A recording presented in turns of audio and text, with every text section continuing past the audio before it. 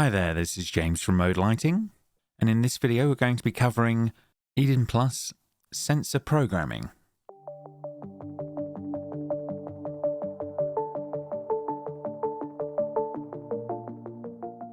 Okay, so here I am inside an MBUS configuration page.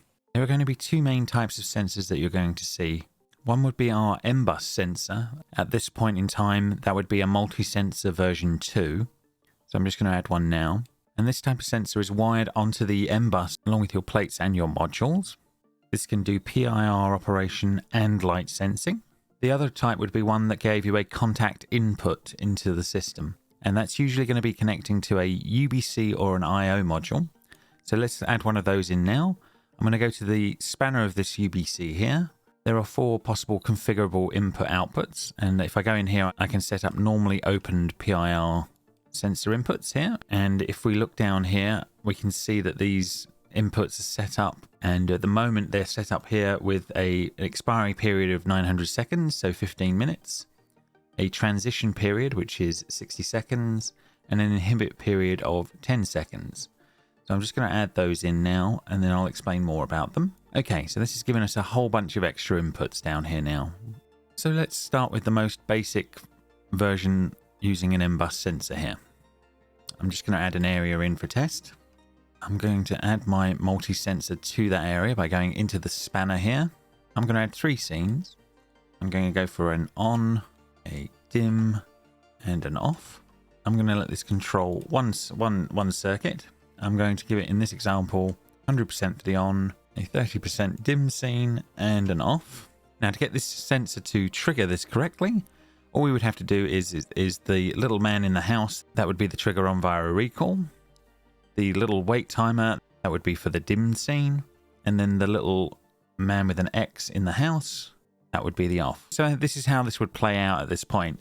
As you walked under the sensor, the scene would trigger on over 3 seconds. After the timeout period, which we set in here with the spanner, and in this case, which is 15 minutes, the dim scene will trigger, warning us that the lights are about to turn off, and in this case that would last for 60 seconds, and then after that the room would time out. You don't have to use this transition, but it does add a little bit of finesse to the program, and in the most basic form now this sensor would work correctly. So next up is, what if we had more than one sensor involved? Let's take this to the next step. I'm going to add in another MBUS sensor. And in this case, what I'm going to do is I'm going to go into the spanner of this second one here. And instead of worrying about its transitions and everything, I'm just going to go to link to master PIR. And I'm going to select that other MBUS sensor we've already set up and hit OK. Now when we have a look in here, we can see there's a little link symbol. And I should have set the area to be in the same area. I'll do that now.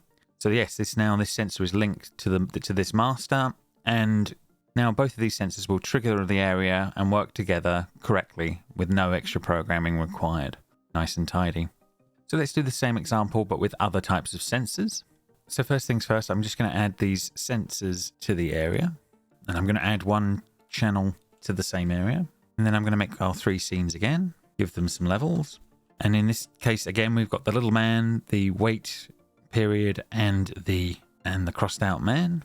If I put the recalls in like this, again this would trigger on walking in the room under the sensor, would dim low after 15 minutes and then would turn off, and again that would run the room correctly.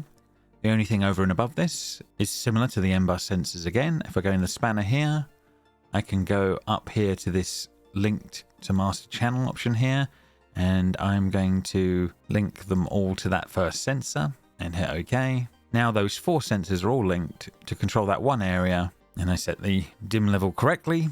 Again, that would just work. And you could mix and match this type with the multi-sensor if need be. Okay, next we're going to do an example where there is a button in the property which allows to turn everything off as you're leaving. So you want to override all the sensors and turn everything off. I'm going to add a keypad in, and I'm going to do a new area for a global area.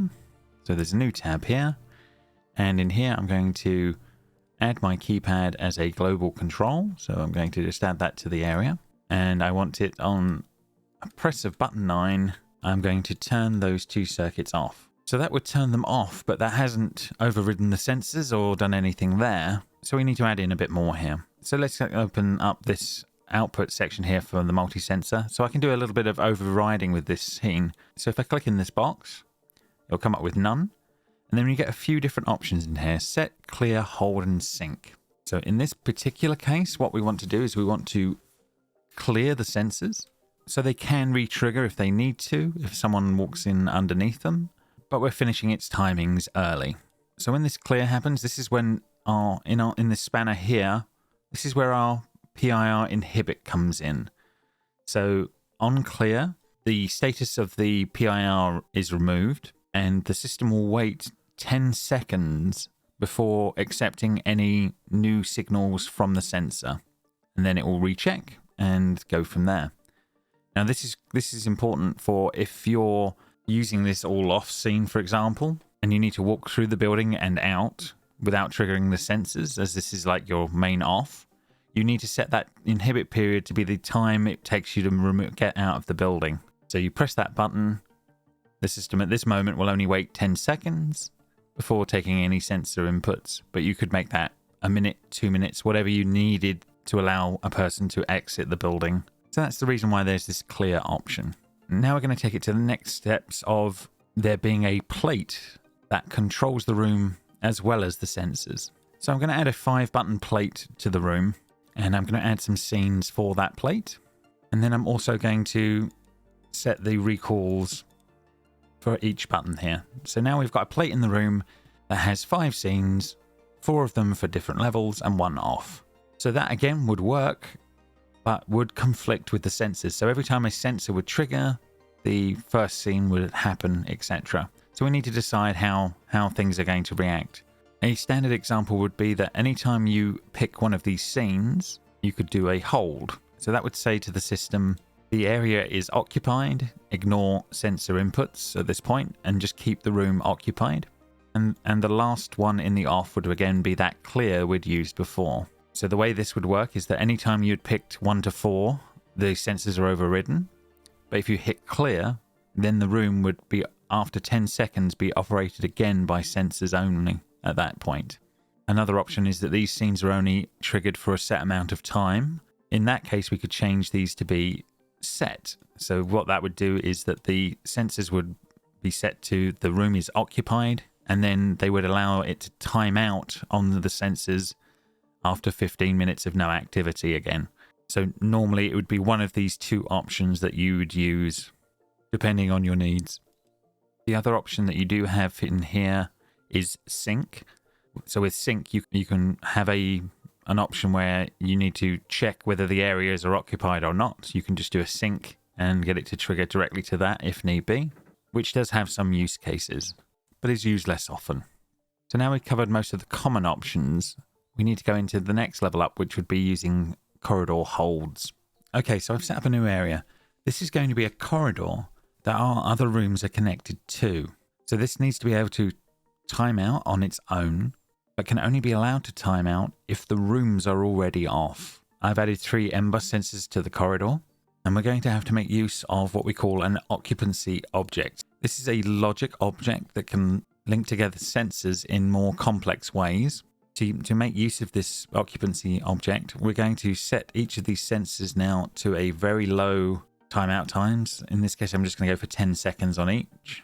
So these sensors are now set to be chattery, reacting fairly quickly.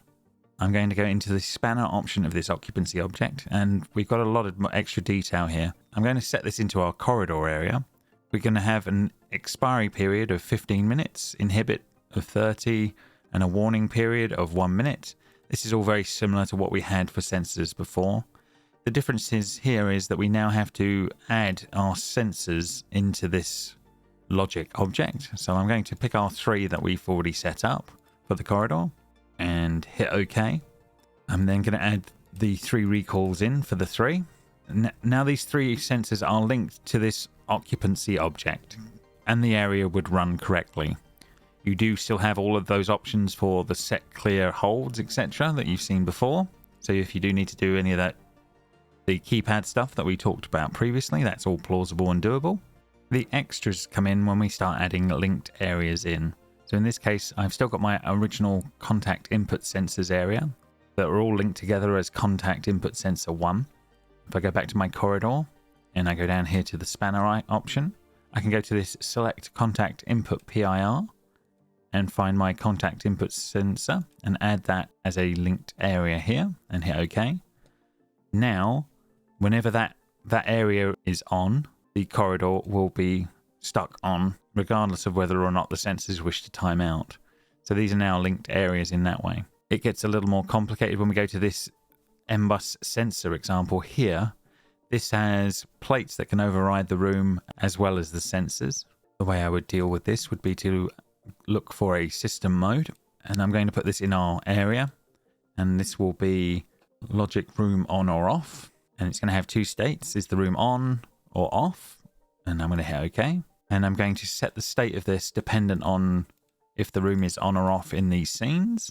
So now anytime these scenes are triggered, that logic object is either set on or off depending on the state of the room. So that is all set up.